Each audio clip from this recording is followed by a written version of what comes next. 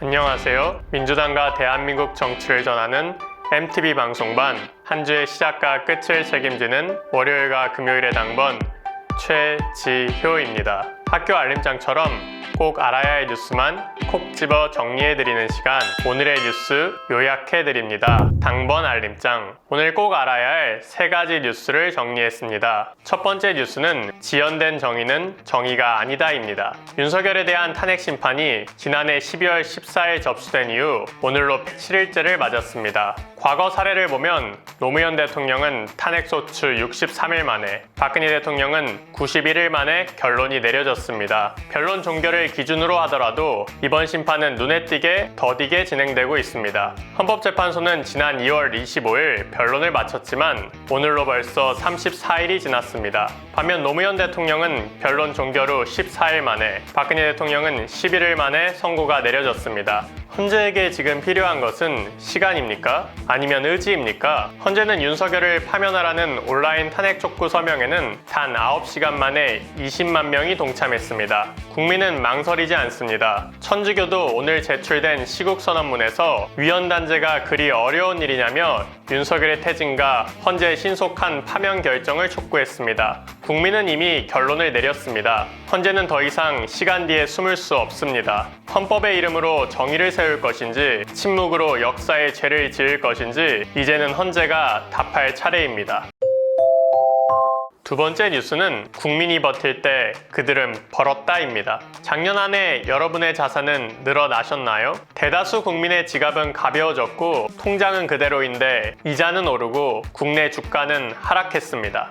지금도 내란이 지속되며 경제 위기와 불확실성은 계속 커져만 갑니다. 그런데 한국 경제는 내가 책임진다던 최상목 경제부총리 책임진다더니 원화 하락에 베팅했습니다. 앞에서는 환율을 방어해야 한다고 외치며 뒤에서는 혼자 조용히 미국 국채를 사들인 것입니다. 최상목 부총리는 2년 전 국회 인사청문회 당시에도 대통령실 경제수석 시절 매입한 미국 국채가 논란이 된 바 있습니다. 당시 비판을 수용하겠다며 해당 상품을 팔았는데 불과 1년도 지나지 않아 다시 미국 국채를 사들인 겁니다. 윤석열 친위 쿠데타로 국민은 고통에 시달리고 기업가 자영업자가 벼랑 끝에 몰리고 있을 때 최상목 부총리는 무슨 생각을 하고 있었을까요? 국민이 힘들수록 나는 번다였을까요? 오세훈 서울시장은 또 어땠을까요? 오 시장은 지난해 4억 원으로 29억 원을 만든 기적의 사나이입니다.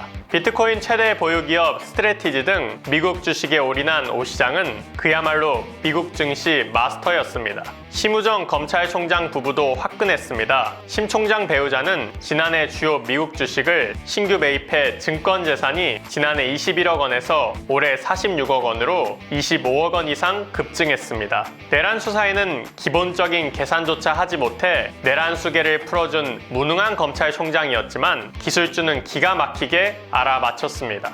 국민의 고통이 공직자들의 투자 기회가 된 나라, 국민들이 나라를 걱정하며 허리띠를 졸라맬 때 그들은 나랏돈 월급으로 자기 자산을 불렸습니다. 그들이 쌓은 수익률은 흔들리는 국민의 삶 위에 세워졌습니다.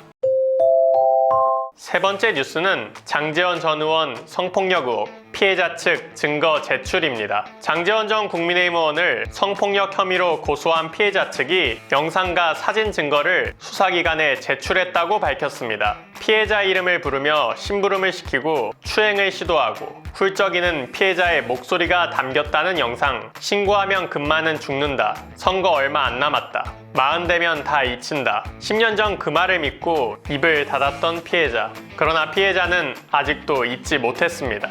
이제는 기억을 꺼내들고 그날의 정황을 하나씩 세상 앞에 내놓고 있습니다. 하지만 장제원 전 의원은 여전히 모든 혐의를 부인합니다. 2천만 원이 든 돈봉투를 건넸다는 의혹도, 반복된 회유성 연락을 했다는 의혹도 모두 사실이 아니라고 말합니다. 그러나 피해자의 기억은 지워지지 않았고 고통은 끝나지 않았습니다. 장제원 전 의원은 잊히길 원했겠지만 진실은 잊힐 수 없습니다. 정의는 권력보다 무겁고 진실은 그 어떤 거짓보다 길게 지속됩니다.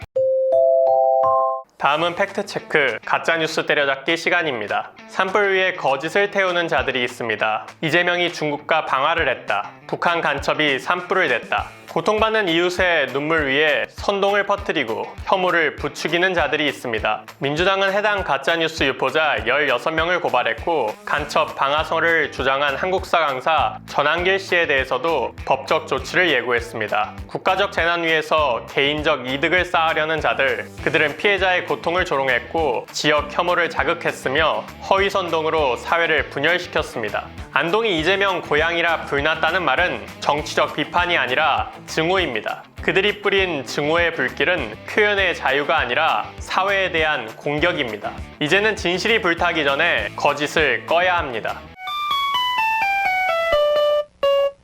민주당 MTV 방송반 뉴스 브리핑, 오늘은 여기서 인사드리겠습니다. 끝까지 민주주의를 지켜나가는 여러분과 함께 하겠습니다. 저는 금요일에 다시 찾아뵙겠습니다. 감사합니다.